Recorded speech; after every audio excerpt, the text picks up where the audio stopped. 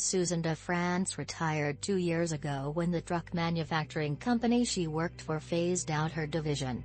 "I was pushed into my retirement," says DeFrance, who's 66.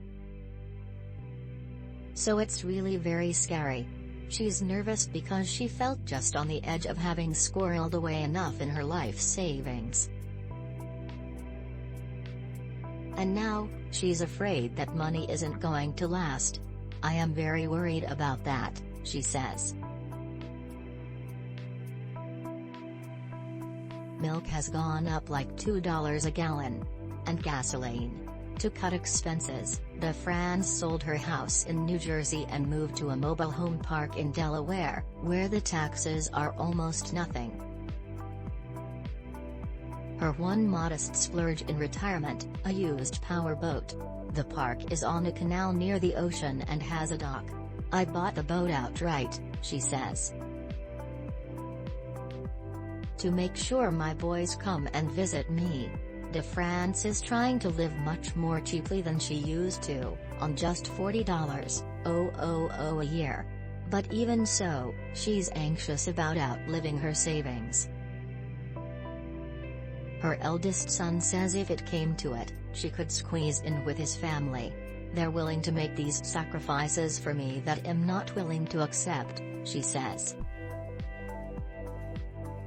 "So hopefully, I won't last to be 100 years old." She jokes that maybe an ice boating accident will take care of the problem and laughs.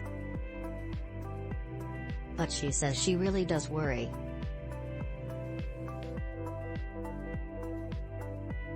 What if inflation keeps going crazy, interest rates go way up, the stock market crashes and wipes out more of her savings? "I have a hard time getting to sleep sometimes because all of those things run through my head," DeFrance says. Many retirees are nervous about the same thing. Inflation is higher than it has been since the 1980s. The higher inflation rate could come back down pretty quickly or be something longer term and more damaging. "Retirees are in a tough spot," says Darrell Pacheco, a certified financial planner in Charlottesville, Virginia, who runs a business helping employees make better financial decisions. He says all the focus on inflation makes many people scared. "And when it comes to folks and their money, we know that high anxiety usually tends to lead us to make bad decisions," he says. "Like panicking and getting out of stocks altogether. Your best hedge against inflation is to remain invested," Pacheco says. Period. That's because stocks over time have a much higher return than, say, bonds. You can see that right now.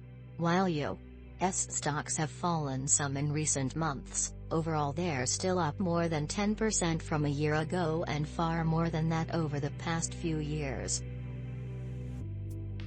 Pacheco says if you already have a responsible retirement savings and investment plan, stick with your plan. For those who aren't sure if they're invested properly, Pacheco says everyone should have the right broad mix of investments that are appropriate for their age.